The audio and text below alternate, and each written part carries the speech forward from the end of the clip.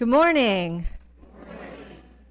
The music you have heard invites us to arrive, to settle body and spirit, and to prepare for this time of worship. As an act of care for those gathered here and those joining us online, please silence your devices. I shall silence my device in real time because I had not done that, and silenced. Please silence your devices so that we can share this time in presence and connection. If you are visiting today, you are invited to fill out a card from the seat back and return it at the welcome table or in the offering plate, so we may extend our welcome to you. As people settle, I wasn't supposed to read that part out loud.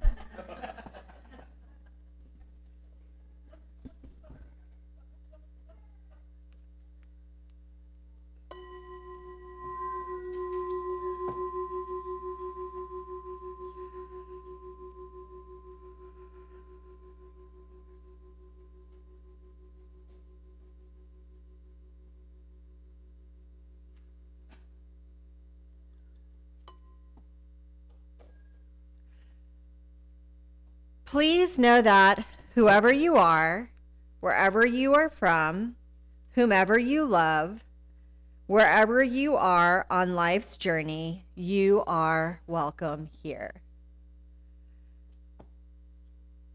Good morning again. My name is Kelly McGinty, and I am your lay leader today. Welcome to San Gabriel Unitarian Universalist Fellowship. Whether you are here in the sanctuary or joining us online, whether for the first time or the 1,000th, we are glad you are here. As I said, my name is Kelly McGinty, and my pronouns are she, her. I am honored to serve as your lay leader this morning.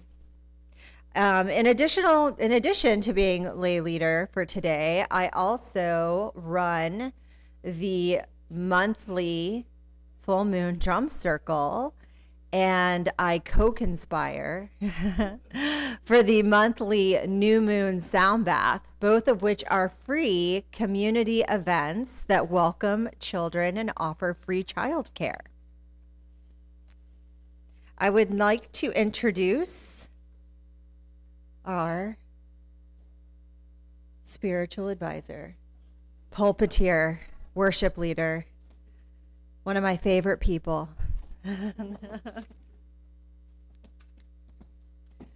Thank you, Kelly. Good morning. I'm Eric Hepburn. My pronouns are he, him. I'm honored to serve as your spiritual leader and pulpiteer this morning. Together we'll enter a time of word and silence, of song and spirit as we shape this time of worship. I happen to know a few things this morning that you don't know that are kind of trivial but kind of not trivial. One is that Kelly's family rolled in from their spring break road trip late last night. The other one is that I rolled in from a week in Big Bend with my son and two friends late Friday night. So I'm not quite yet on human bustle hustle time. I am still on nature time. So if I slip into nature time this morning and get lost in the human fray, please hold some space for that.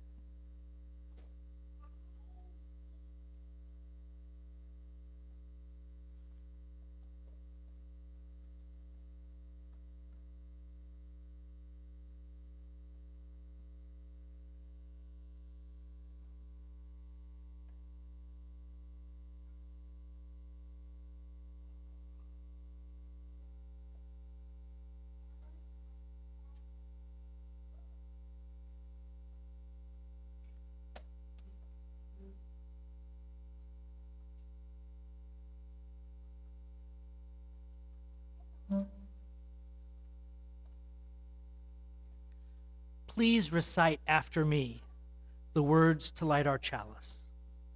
We light this flame to remind us. Love is the center.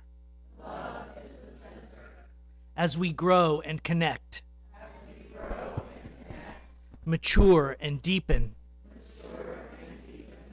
Love is our center.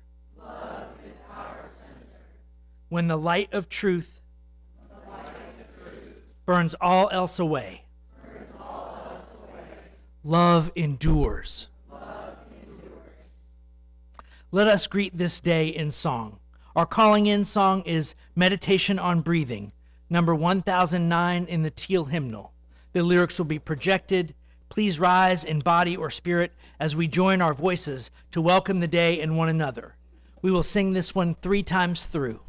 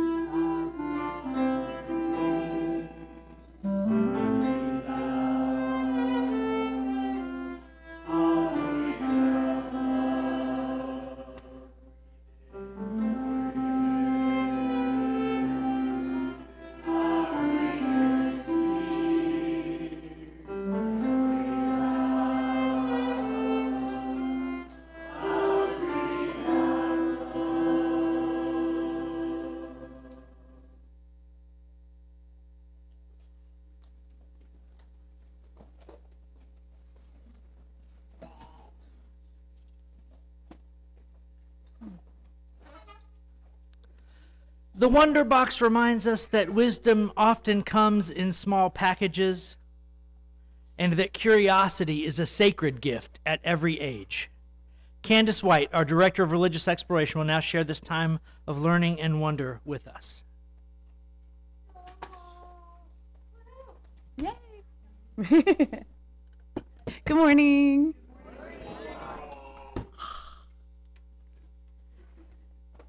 Every month we have a theme in RE in the Little House. This month it's been paying attention. So last week at our all ages service, we were paying attention to inequality and complaining creatively. This week, we're going to have a clue as to what we're doing inside our Wonder Box. So let's take a look.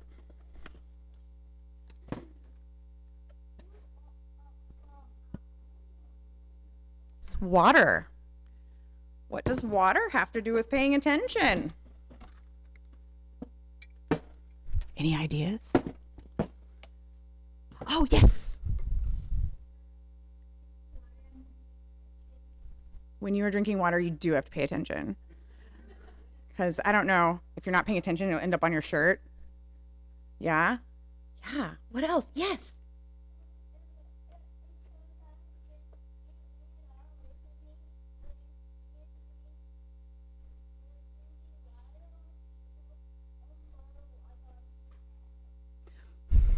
That would not be very nice if somebody poured water on your head. I would not enjoy that so much. Unless we were in a pool, that might be fun. But let's take a look. I have this too. What is this? It's food coloring.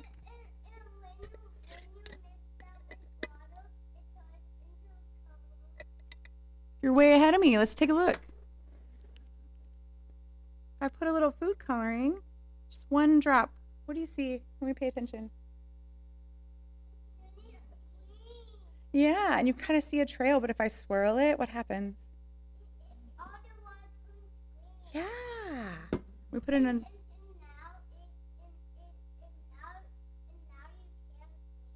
That is true. Probably wouldn't be the best idea, maybe.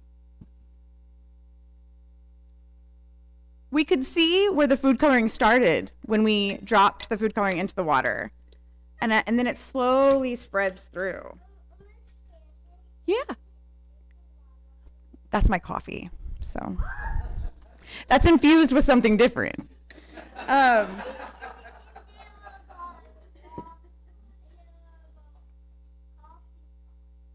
it's a coffee bottle, not a water bottle.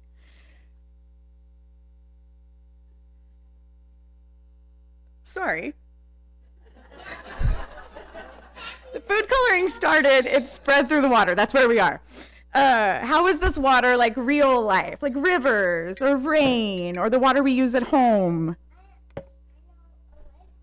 Yeah, it's a liquid just like that. And the water travels through and we can see now where the water touches because we put food coloring in it. But we paid attention to this. And when we pay attention to water, it helps us care for the plants and our animals and even the people that it helps.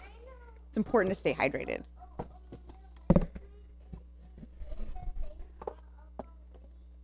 The liquid is the same color of a leaf right now. And water is really important for plants. So excellent connection. We're going to...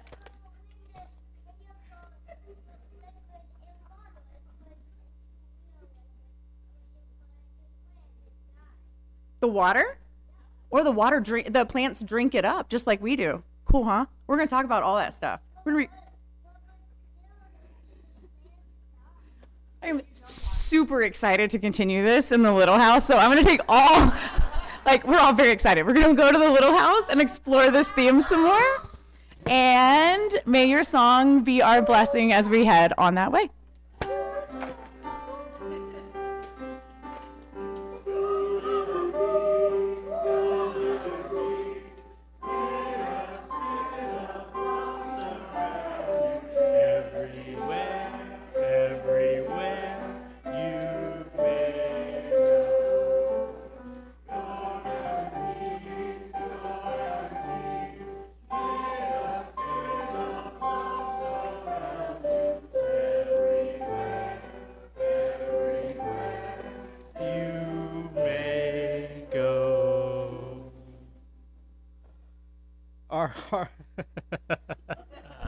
Our hearts hold both joy and sorrow. Spoken here, they become healing medicine. If you wish to share, raise your hand, begin with your name, and hold the microphone so that your voice flows into it. A brief word spoken with care can be enough medicine for us all.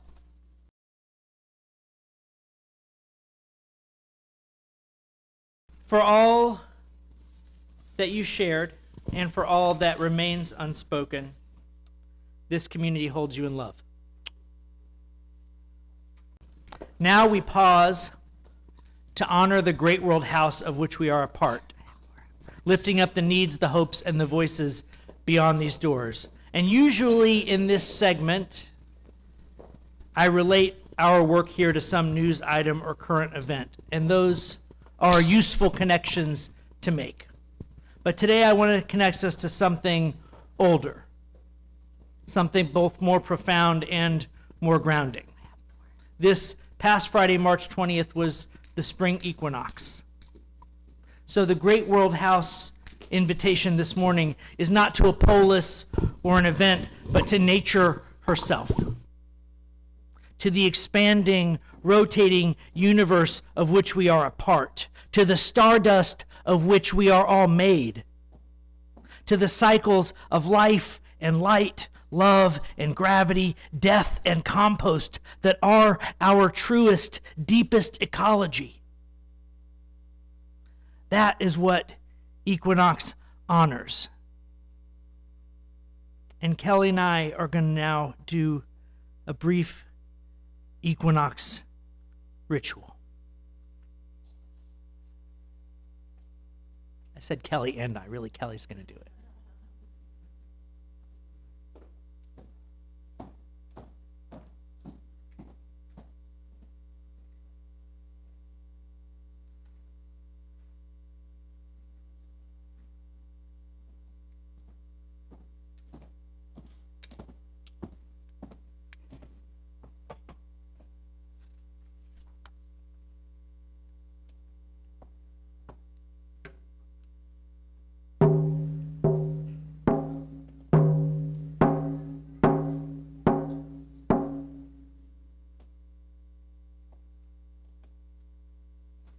In the pagan tradition, which is grounded in respect and reverence for the natural world, calling upon the four directions is the usual way to begin any ceremony.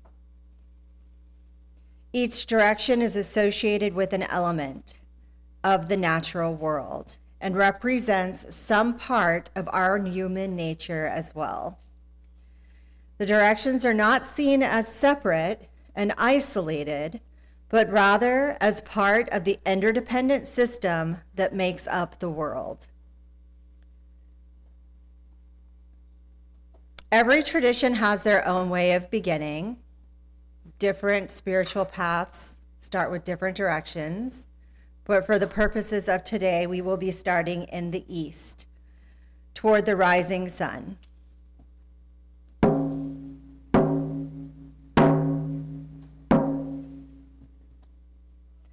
The element of the east is air, represented by a feather oftentimes. Air and breath give us life. It is the direction of inspiration, the word that literally means to take in air. The east is associated with the mind, with knowledge and learning and intellectual curiosity. Imagine the birds turning and wheeling in the air. Imagine the breeze blowing through your hair. Turning toward the east, we look for a fresh start, an invigorating breath, a new idea. When you are feeling stuck in a rut, beholden to a routine, or if the wind has gone out of your sails, look to the east.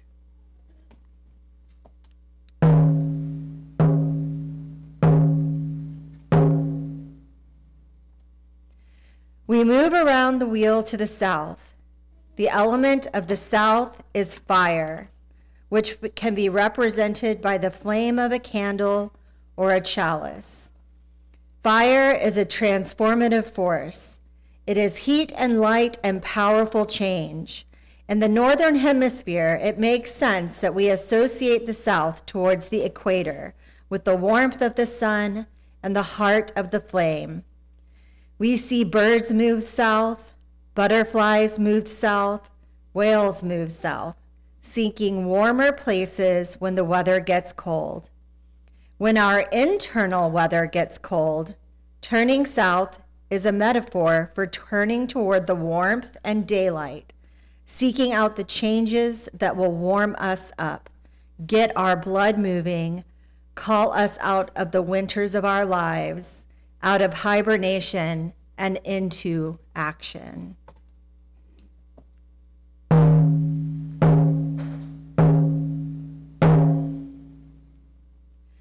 Continuing around the circle, we arrive at the west. The element of the west is water, typically placed on an altar in a cup or chalice. In the west, we are drawn into the experience of our emotions. It is a direction that calls for us to self-reflect and toward self-understanding. Our emotions move in us like water, flowing through our lives, sometimes calm and sometimes turbulent, but always flowing. When we dam up our feelings, just like when we dam up a river, the pressure builds until it finds an outlet. If you are seeking to get in touch with your inner life, with your emotions, turn toward the west.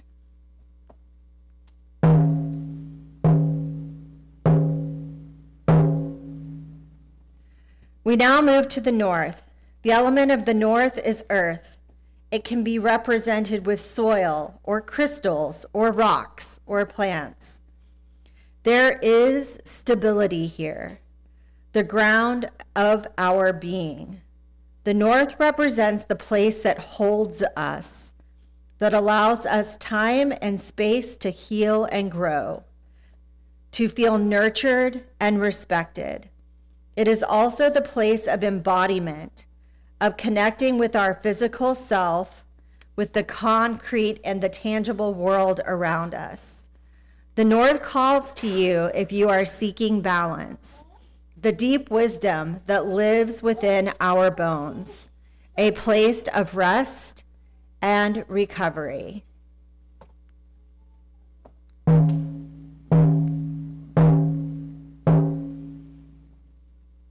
We have moved through the 4 directions, given them shape and meaning. East, air, breath, and inspiration. South, fire, transformation, and action. West, water, feeling, and reflection. North, earth, balance, and wisdom. When we sit in meditation, we can create more intention with our musings by focusing on a particular direction. We can bring deep meaning and connection to the world around us as we dive into what it is that we most desire for ourselves or for others. But what I really want to leave you with is that the directions have relevance. But the most important bit is what is directly in the middle of each of these directions. It is us. We are the center. We matter. Our lives matter. Our mental health matters. And what we love matters. The directions are meaningless without the center. And that is each and every one of us and the divinity within.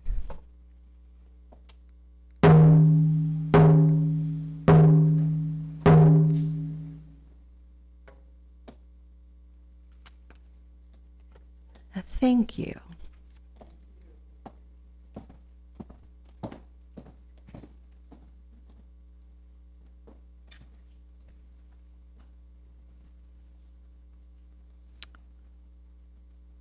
Our song of yearning this morning is Andante by Max Bruck for clarinet, viola, and piano, performed by Katie Coughlin, Joe Nessheim, and Jackie Karish. Let these melodies open our hearts to longing, to hope, to all the aches for healing in us and in the world.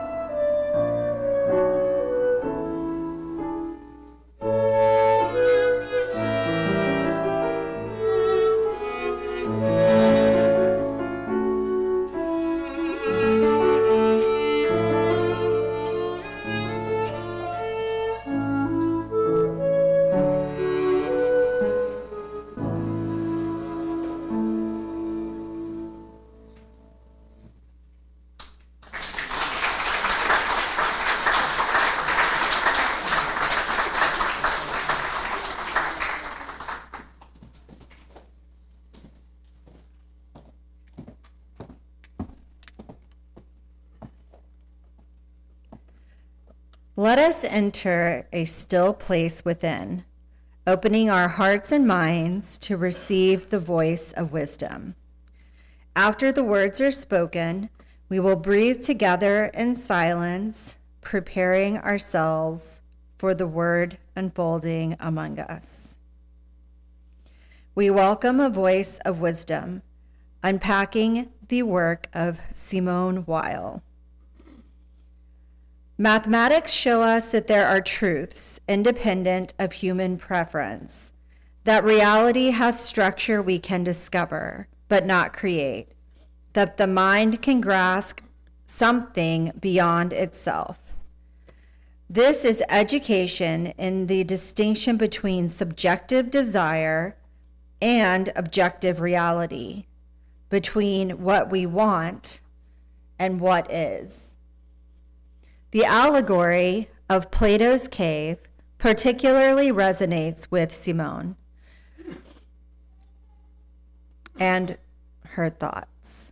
Most humans are prisoners, chained in darkness, seeing only shadows of reality, mistaking these shadows for the real.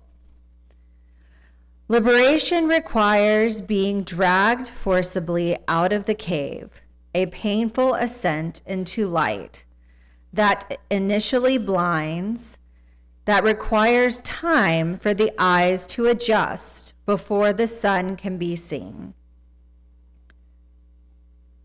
This is decreation, the painful process of leaving illusion behind, of allowing the ego's comfortable fictions to be destroyed, so that reality can be encountered. And like in Plato, the person who achieves this must return to the cave, must try to liberate others, even knowing they will likely be ridiculed or killed for the attempt. And now we will breathe together.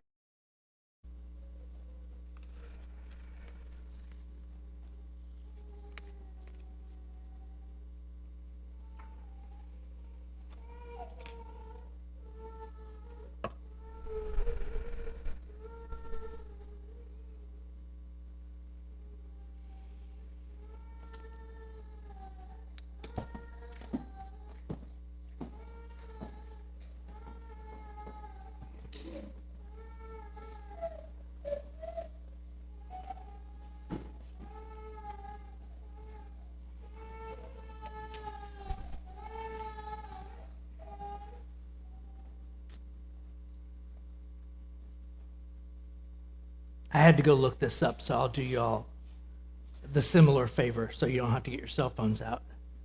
The allegory of Plato's cave is like this. Prisoners are chained in the cave. Their backs are to the fire, and their backs are to the entrance of the cave. All they can see where they're chained is the shadows of themselves, the flickering of the firelight, the changing sunlight from the entrance of the cave, and the shadows of their jailers as they move around their business. So they're staring at a blank canvas of a cave wall, and all they can see is the shadows. That is the extent of their experience of the world. One day, one of the prisoners is cut loose, and the guard drags him out past the fire, out of the cave into the sunlight. I'm sure you've all experienced that move from darkness into intense light where you are blinded for a little while. You can make out nothing, but then sense begins to return. And you start to make out color and detail, and the world unfolds before you as it is.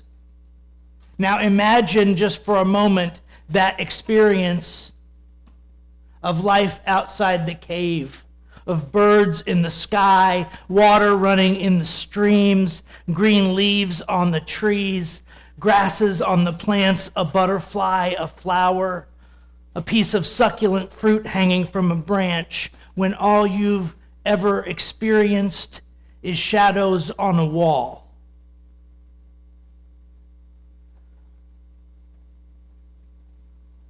Disorienting is one word for it. Earth-shattering might be another. Whatever theories you had constructed about the nature of reality based at your intense study of the cave wall have been shown in their deep insufficiency to explain the breadth and depth of the complex world that surrounds you. The limitations of your own prior perspective revealed to you.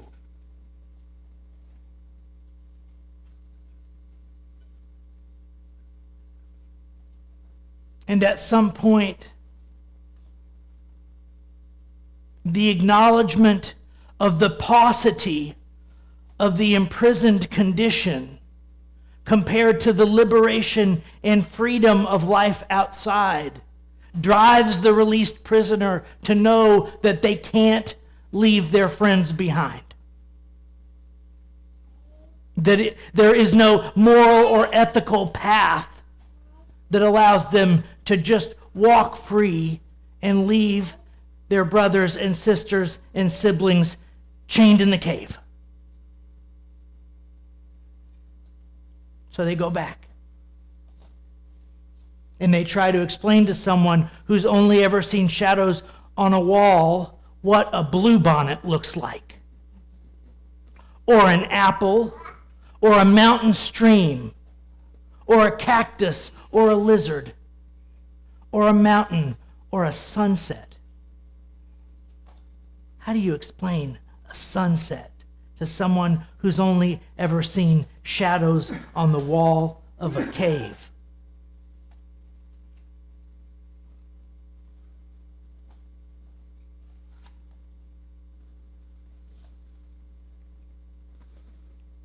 If we zoom out on this for a minute, we see that in our early lives, the scope of our perspective, which we necessarily use to build our mental model of how the world works and what it means and what's possible and what's not possible, as we grow older and mature and deep, when we recognize that the perspective that we had when we formed those early opinions about what life was and who we were in it and all of it was inadequate to the task. It was an inadequate perspective from which to build a comprehensive, holistic model of what life is. Not enough of it had unfolded for us to have data, for us to have enough reflective data about what was going on. Not enough prisoners had been released from our campfire and come back to report the news that we had enough hints about what might be out there beyond our currently limited perspective. And so most of us, as we age, we run into moments where reality comes bang up against our preconceptions. Amen? Has this happened to you? Has life come crashing in on how you thought things were or ought to be? So this is where, in a long tradition of mystics, from a great number of traditions, Simone Weil steps in and she calls this decreation. Eckhart Tolle calls it something else. In the Buddhist tradition, it is the revelation of the bodhisattva. The realization that at some point in your own personal liberation, you realize one of the last illusions to fall from you is the illusion you can do it by yourself. Is the illusion that you can go off by yourself without your siblings and it's going to be okay. It's one of the last illusions to fall.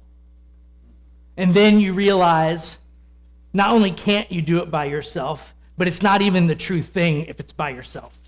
And you realize you don't know what's necessary, but if you don't go back for your siblings still chained in the cave, you haven't really gotten to liberation at all. You've heard me say from up here before, we're either doing this together or we're not doing it at all. And I'm committed to us doing it together.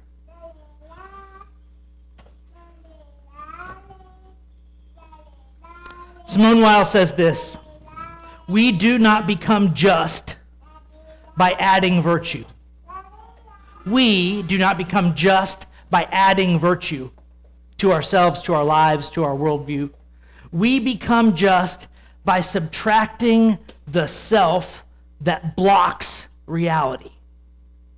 Now, I know she's a French philosopher. I know. Beth's looking at me like, wait, what? I'm going to say it 3 times in a row, slow, because it's not just you. But I appreciate you making the face at me so that I can have a little interlude and let it sink in before we move to the second iteration. We're doing this together. You feel me? We become just by subtracting the self that blocks reality. Now, I'm going to leave it to y'all to figure out how that works in the microcosm of your deepest, most intimate self, your relationship with your spouse, your children, brother, sister, sibling, mom, dad. That stuff's complicated. I can't cover that here. But let's talk about the micro is always a reflection of the macro. And we are in a geopolitical moment that we are all sharing right now. And we can talk about what it looks like at that collective level. We can talk about what it looks like to spend more time on the death of a handful of soldiers because they share your identity American than on hundreds of people who were killed who have some other national identity, and to blow that off like it's not important. Civilian enemy casualties this week were at X thousand people. 4 U.S. soldiers were killed this week in the attacks on Iran. Do you feel that differential?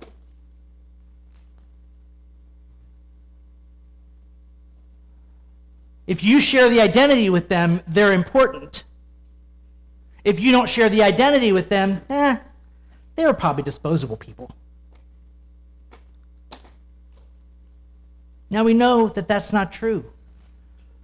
But we also have to be honest with ourselves that that is what our culture still believes.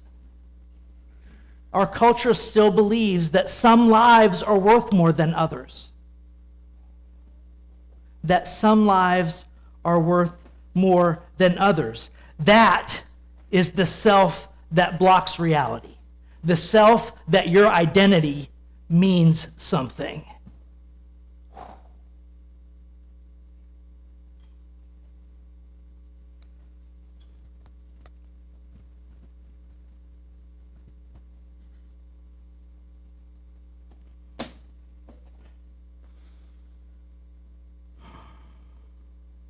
Anti-identitarianism is hard to preach. It's hard to preach for a couple reasons. One of them is the identities you've already decided you don't care about are easy, and you're like, oh yeah, I'm totally over that. I no longer believe that I'm better than all other religious practitioners in the world because I'm a UU and there's something else. Woohoo! Maybe. I've met some UUs who I don't think are there yet. I think they're still pretty convinced that their Unitarian Universalism makes them spiritually superior to most other practitioners who are not nearly as open-minded.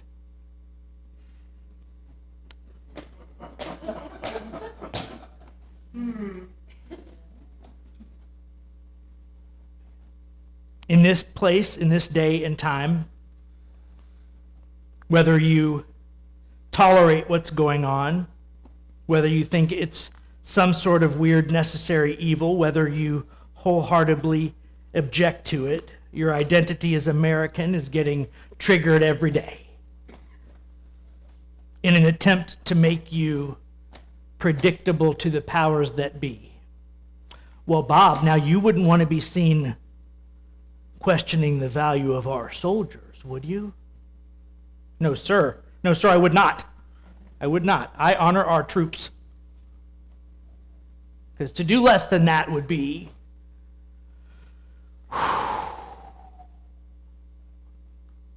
more than an act of rebellion. It would be akin to sabotage on some deep level.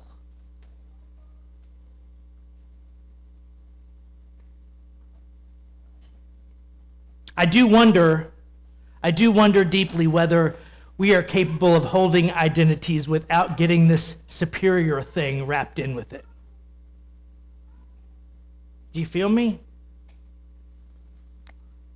Like, can we be men without thinking that men are better than other kinds of people? Can we be women without thinking that women are better than other kinds of people? Can we be of different racial and ethnic and national origin backgrounds without conflating that with better than?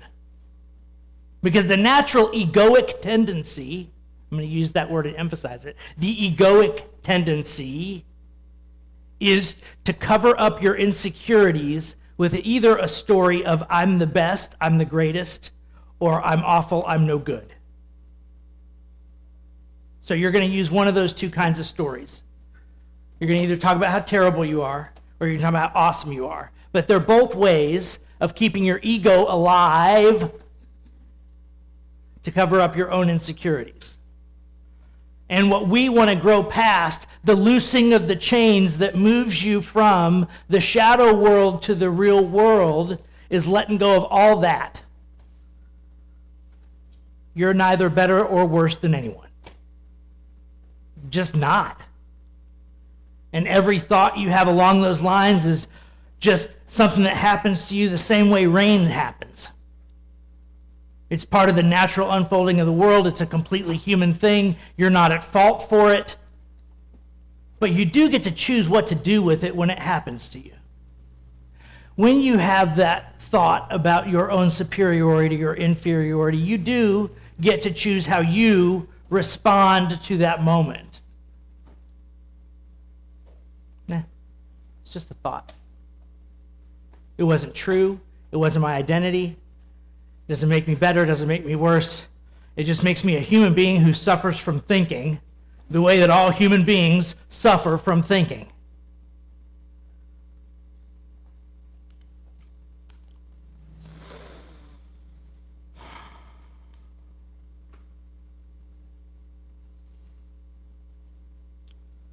So maybe we can take ourselves a little less seriously. We can take our identities a little less seriously. We can hold them a little more loosely so that they're not the thing that determines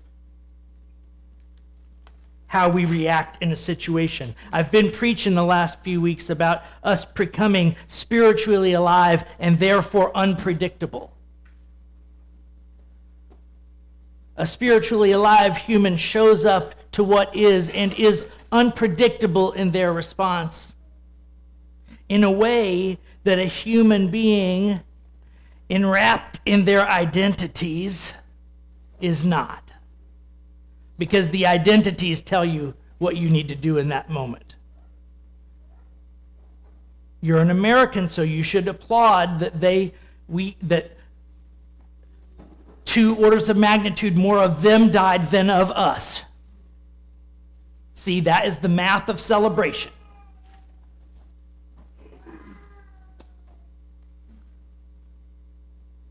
A human gets to show up to that moment and deeply mourn that we're still making excuses for hurting and killing each other over shit that matters less than each of us.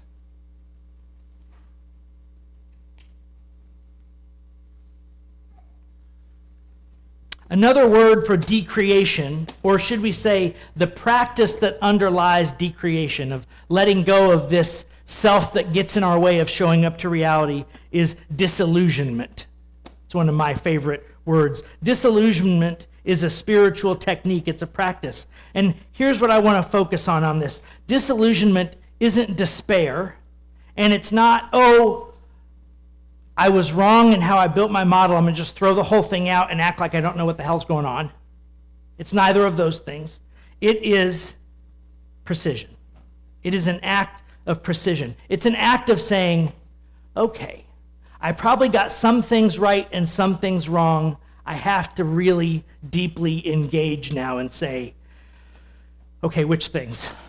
Which things did I get right and which things did I get wrong? And what is the unfolding story of my life in my relationships with other people, like what are they trying to teach me needs to change about my model? Where am I running into friction with people that doesn't feel, like some friction feels generative, right? I'm sitting at Big Bend out there in the middle of the night and it's 30 degrees and I'm doing this, that's generative friction, right? I'm like, oh, thank God I could rub my hands together because it is cold, right? And then there's the other kind of friction where I was hiking down the mountain and I'm like, boy, I could use a little bit less friction between my legs right here because, man, it's really hard to hike down this mountain with that much friction. So there's generative friction, and then there's debilitating friction. And discernment is the spiritual process where we get quiet long enough to notice the difference. Discernment is the spiritual practice where we get quiet enough to notice the difference between Jackie and I are having healthy friction in our relationship that's going to make us go deeper as a collaborating pair on doing this thing that we do up here, or nope, that's not healthy friction. That's I messed up. I need to go invite Jackie for coffee and make a repair because I produced friction because of my own ego stuff that wasn't helpful or healthy. Right? That is where the rubber meets the road, so to speak. So,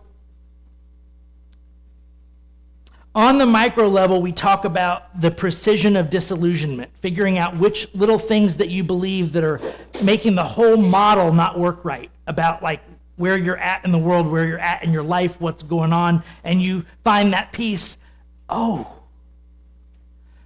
I thought I couldn't trust anyone ever. And if I take that piece out and I replace it with the piece that the wisdom tradition teaches, which is you have to start with trust, because if you start with mistrust, you never get there. And then I start to trust people and I just calibrate the boundaries of my trust based on how they are, who they are, how they show up. I calibrate the boundaries of my trust, but nobody's forsaken. Nobody's just out of bounds. They all just need boundaries.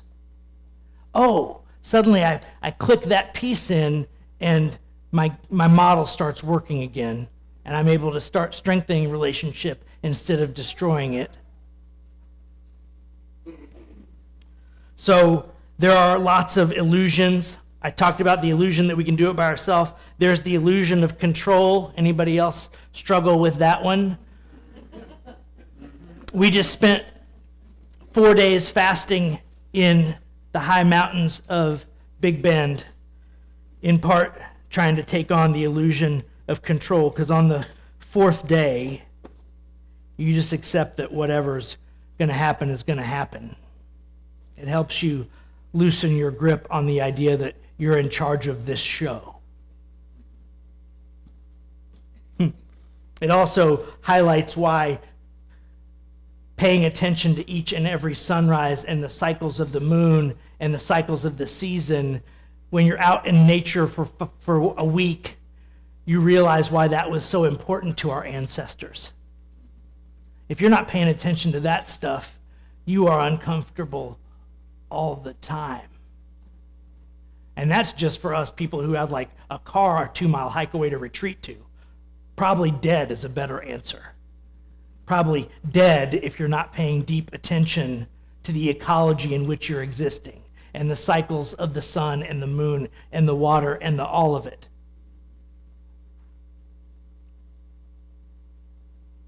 We have a lot of blessings with our modern society, but our disconnection from the cycle of nature in our daily lives,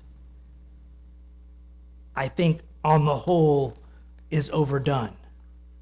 I think we all need practices that we do daily or weekly that put us in touch with the earth and the moon and the tides and the nature, because the rest of it supports another version of this self that gets in our way of perception, this idea that humans are special and that humans aren't part of nature.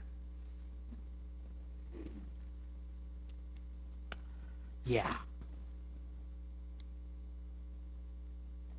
We do not become just by adding virtue. We become just by subtracting the self that blocks reality.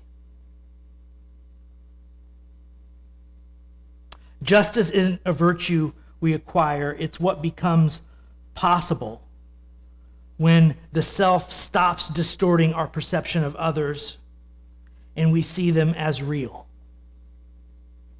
That's the whole move. The philosopher returns to the cave not out of duty, but because having seen reality, you can't not. Amen.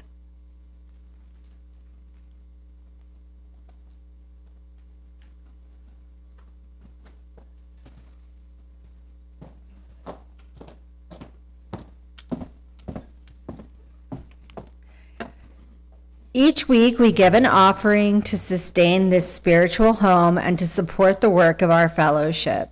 Today's offertory music is Here Comes the Sun by George Harrison, offered by Katie Coughlin and Jackie Koresh.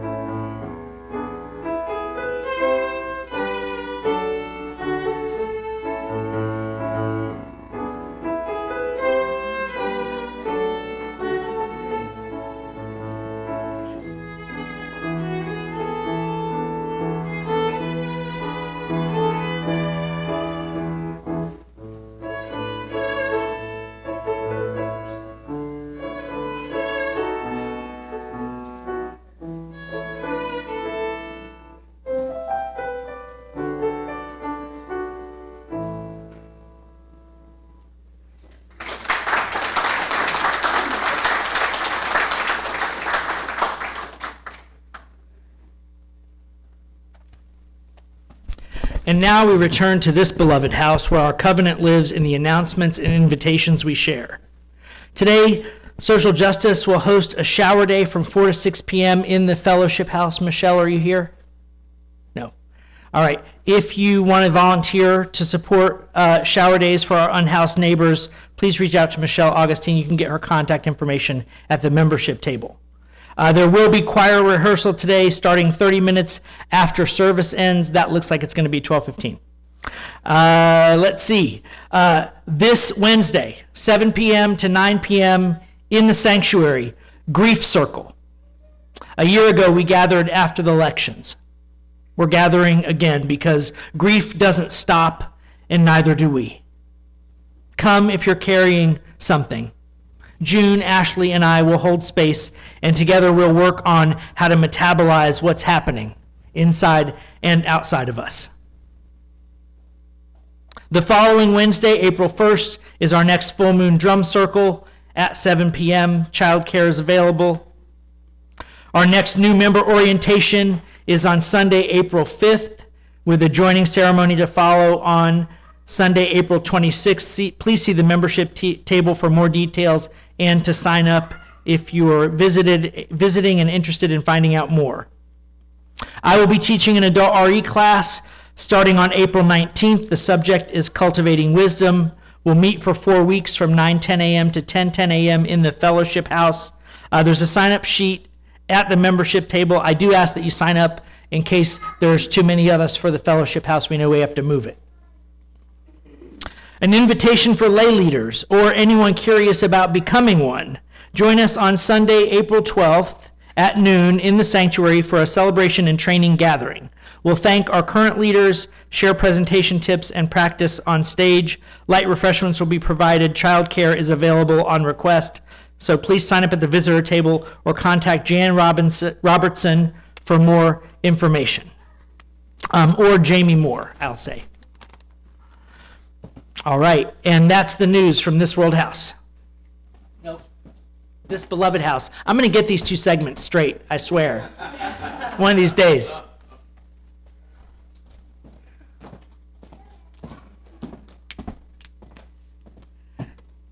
We close with the words of our covenant, promises we make to one another and to the world. Let us share them together in a unison reading.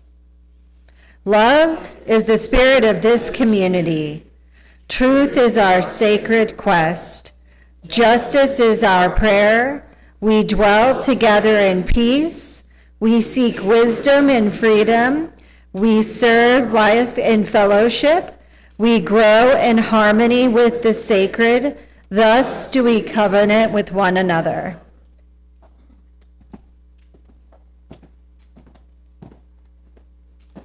Our returning song is The Fire of Commitment. It's number 1028 in the teal hymnal. Please rise and body your spirit as you're able, and let us sing our way forward into the world, renewed, strengthened, together.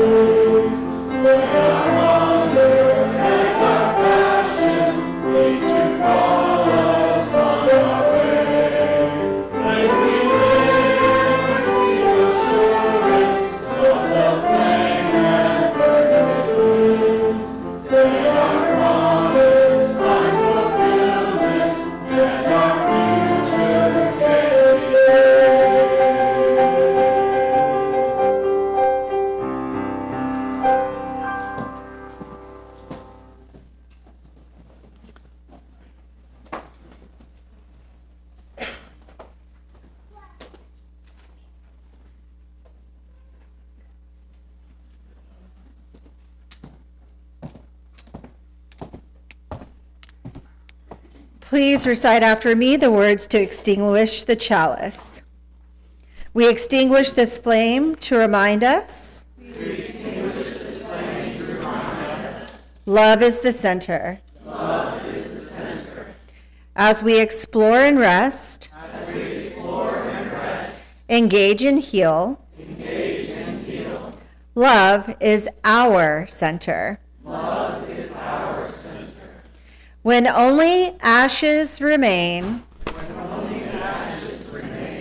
love endures.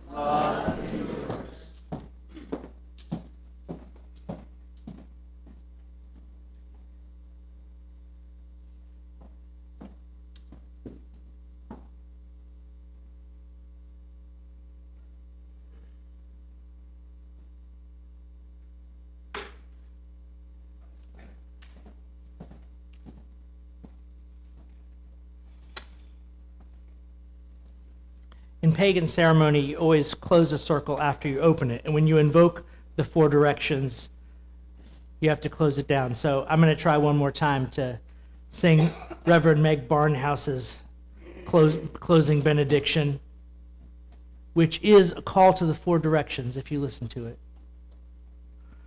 Remember the way of the wind, and breathe and blow.